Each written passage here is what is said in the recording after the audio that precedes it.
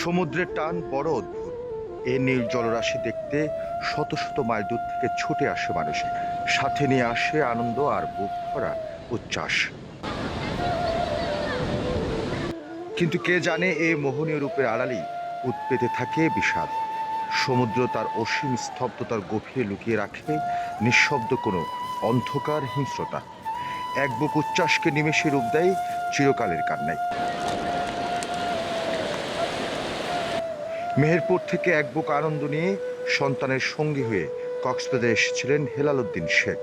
কিন্তু এই সমুদ্র তাকে আর বাড়ি ফিরতে দিল না। হাজার হাজার বার উত্তাল ঢেউ আছড়ে পড়েছে পারে, বালুকা বেলার দাগ মুছে গেছে বারবার। কিন্তু স্রোতের টানে হারিয়ে যাওয়া হেলালকে আর তীরে ফিরে আনেনি এই নোনা জল। সৈকতে বসে থাকা স্বজনদের চোখে এখন কেবলই অশ্রুধারা। তাদের দৃষ্টি আটকে আছে ওই দূর দিগন্তে, যদি কোনো ঢেউ হেলালকে ফিরিয়ে দেয়। অথচ প্রকৃতির কোনো অনুশোচনা নেই, আছে আপন উদাসীনতা। আর তার তীর ঘেঁষে বাতাসে ভেসে বেড়াচ্ছে বুক ফাটা স্বজনের হাহাকার।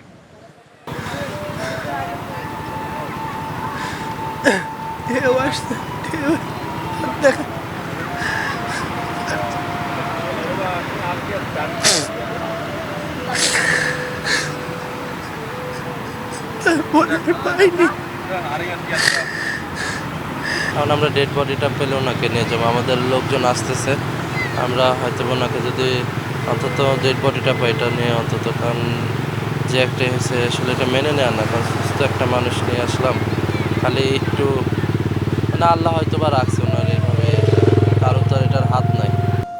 উদ্ধারকারী দল, লাইফগার্ড আর সৈকত কর্মীরা এক বিন্দু আশা নিয়ে খুঁজে চলেছেন সাগর পাড়ের সব প্রান্তে। কোথাও মেলেনি হেলালের খোঁজ।